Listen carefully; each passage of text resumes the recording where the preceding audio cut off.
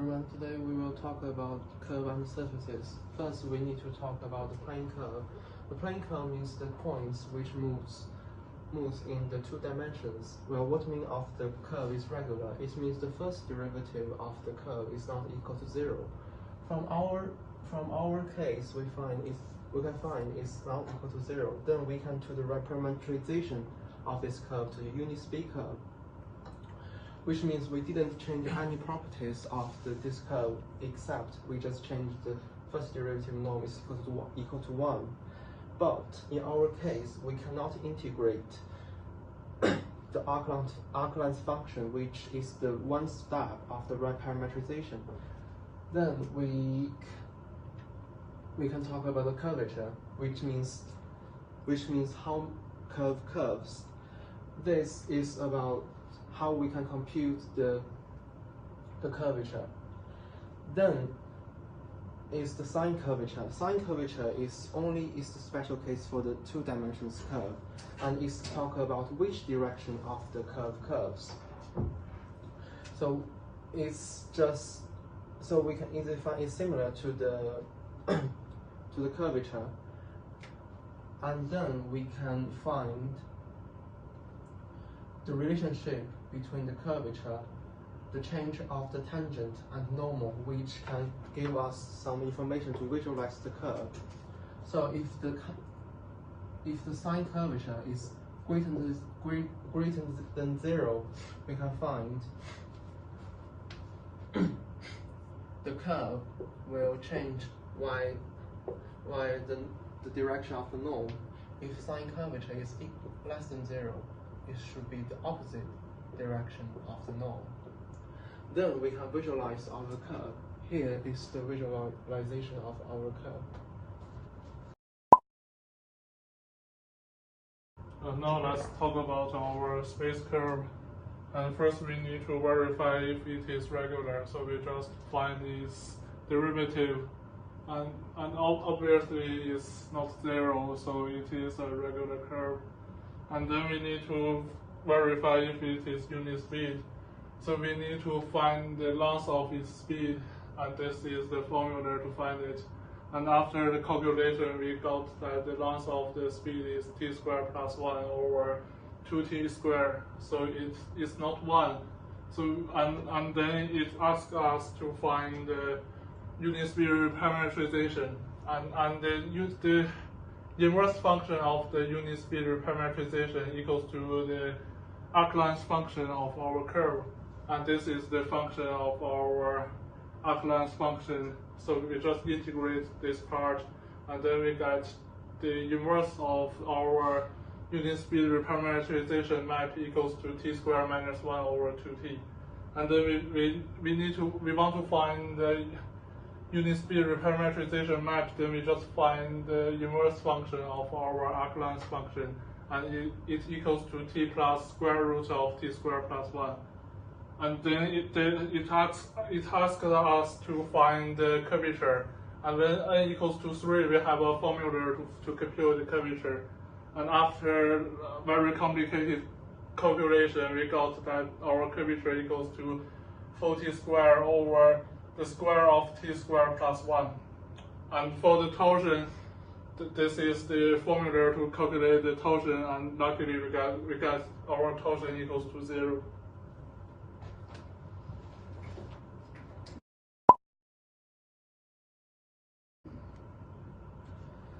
Okay then, so continuing on, now we are going to talk about the surface, which is a two-dimensional plane in a three-dimensional space, following the equations as stated on the board. First thing we are going to find are the fundamental forms. They are two 2x2 square matrices comprised of the following elements: the E, F, and the G in capitals for the first fundamental form, and in lowercase for the second. For the first fundamental form, we can find the elements by taking the inner products of the derivatives of the previously mentioned equation for the plane. And you can just do them yourself, they're not very difficult. We got the results as follows.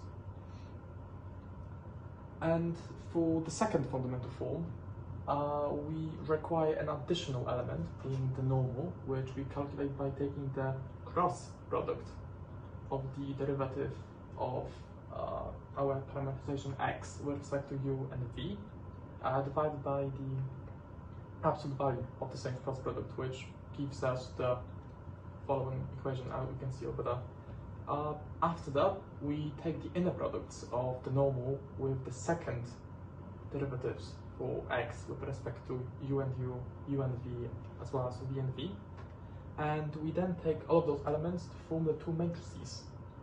Once we got them, we can then create the shape operator, which is simply the product of the inverse of the first and the second, which gives us the following solution. Once we acquired the shape operator, we can then determine two curvatures that are needed to picture the actual plane curve. They are the mean curvature and the Gaussian. For the mean, we got a curvature of 0, meaning that it's simply a reflection of the same shape on the top and the bottom. All the curvatures cancel out. The mean for all the curves is 0. As for the Gaussian curvature, it tells us the tendency of the plane on how it bends. So if we were to have a plane, if we were going to have a bend upwards, it would be positive, or have a bend upwards with the other variable, also positive. However, if it's inwards, then it's negative. So we can use our result, which in this case is simply in terms of the variable u, to roughly estimate what our plane is going to look like.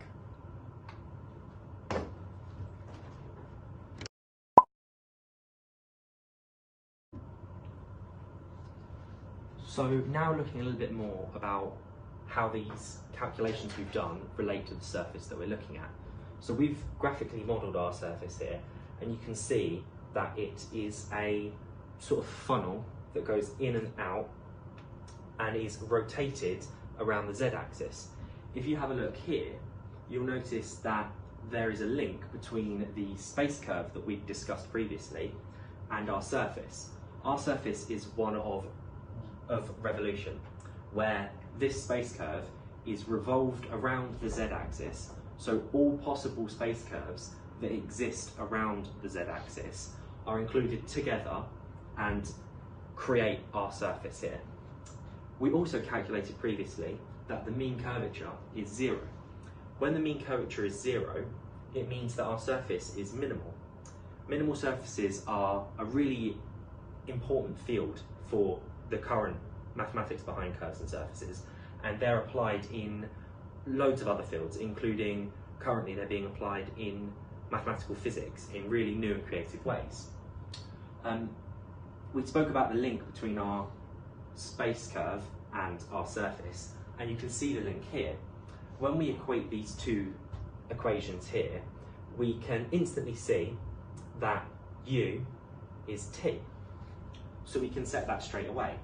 When this is the case, we also see that sine of v and cosine of v will have specific values given what our space curve is.